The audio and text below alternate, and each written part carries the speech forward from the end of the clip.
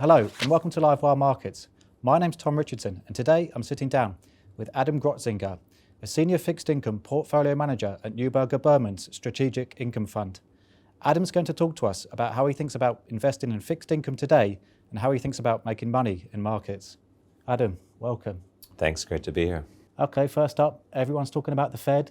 I think you've got 2 cuts priced in before the end of this calendar year and 2 cuts priced in maybe Q1 2026.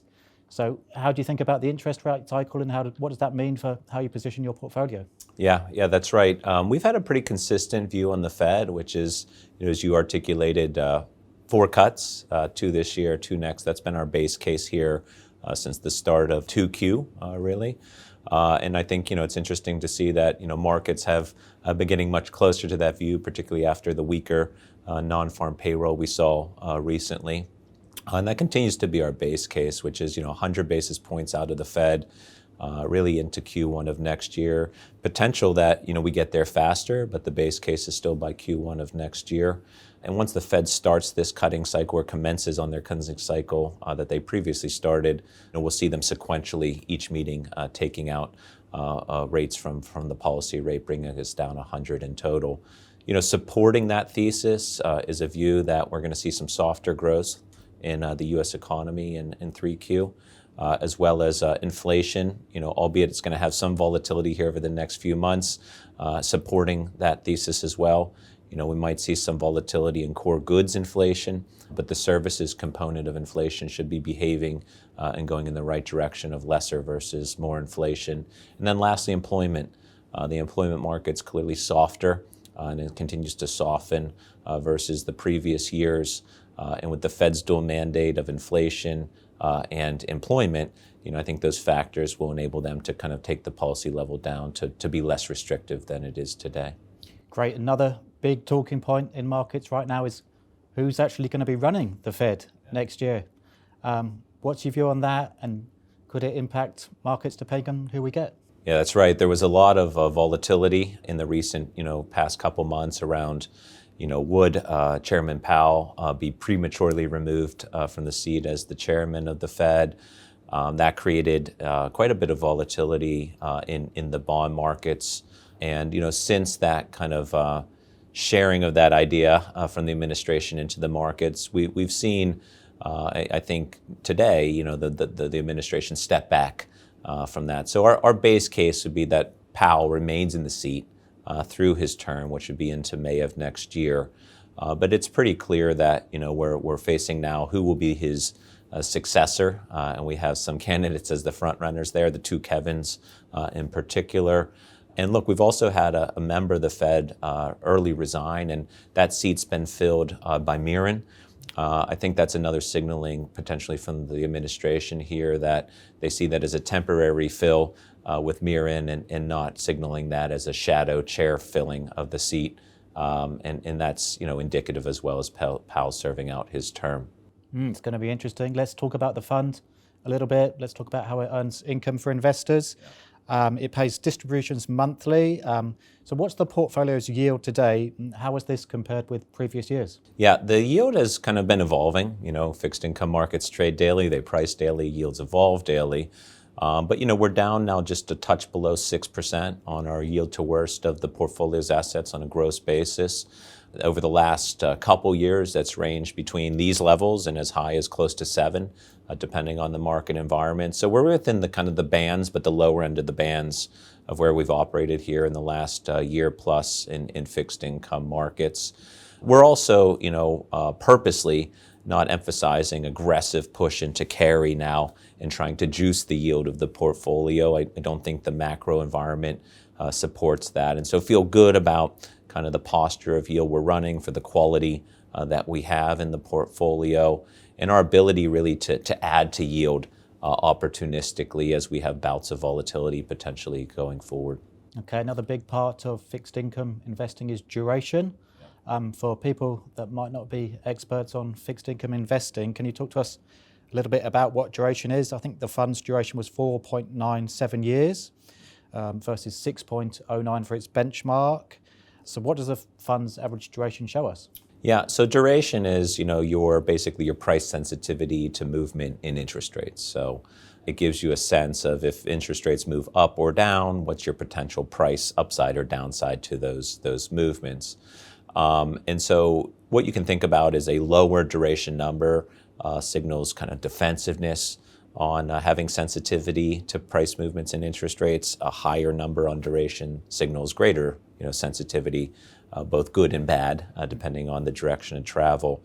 And so, what did you see the second quarter of this year? You saw interest rates rising, concerns around the fiscal deficit, concerns around how that would land and the implication for interest rates.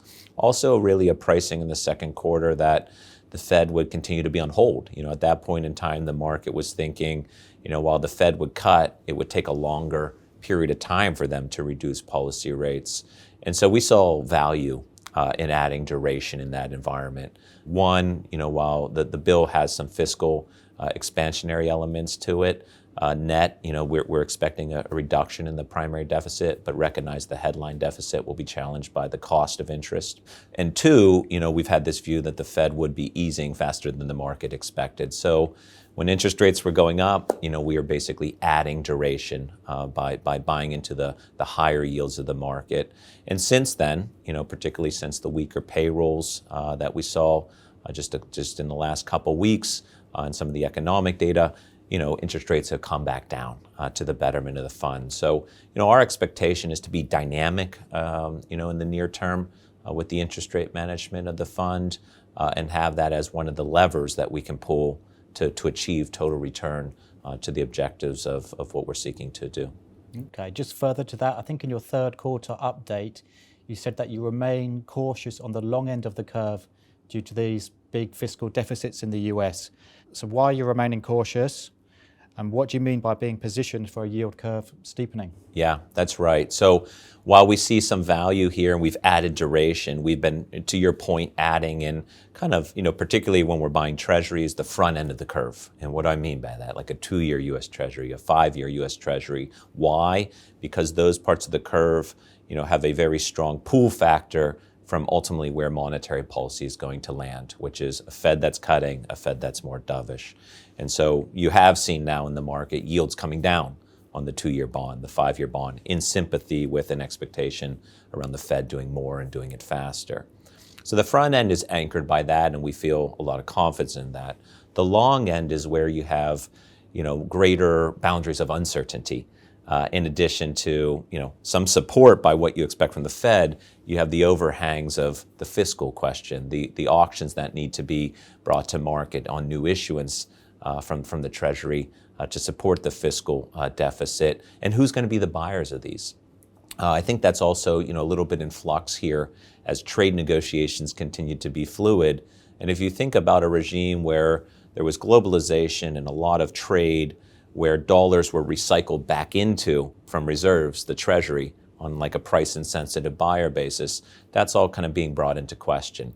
If there's fewer dollars and lesser trade being recycled into Treasuries, who's going to buy them?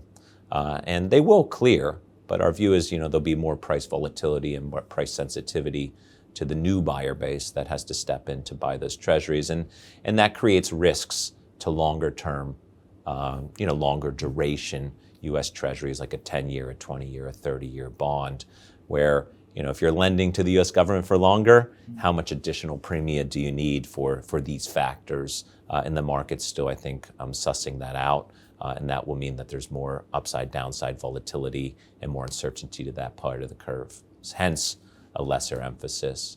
And a curve steepener, to your last question, is simply, we expect the front end of the curve to go lower as monetary policies eased, and the long end to be stable to potentially going higher in yield as some of these concerns around fiscal or who's going to buy these securities that are longer duration nature need to get sorted out by the market.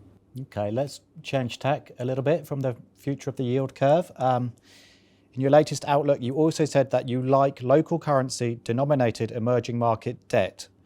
Why is that? And is it related to your view on the outlook for the US dollar? Yes, it has some, tie to a view on the dollar, which, medium term we would say continues to have the potential to have more weakening In the short term, I'd say we're a little bit more tactical on that. We recognize the dollar's fallen a lot in a pretty short order of time.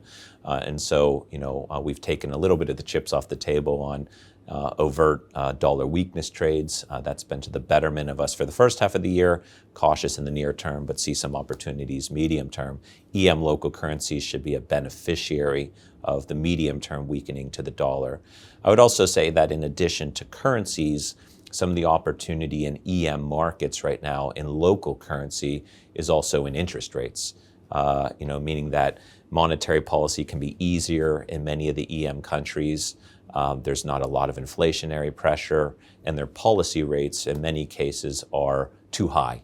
Real interest rates are very positive, and so to stabilize growth, interest rates can come down in many emerging market countries. So the combination of benefiting from falling interest rates in EM local, plus the potential for currencies to have some tailwind of appreciation from a weaker dollar, is leading us to see some opportunities in that space.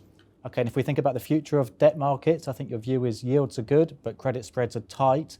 So what does that mean for the future of the portfolio? Yeah, that's right. So, beyond interest rates, beyond EM local markets, the big questions like what do you do with credit exposure? The economy's okay, it's not crashing.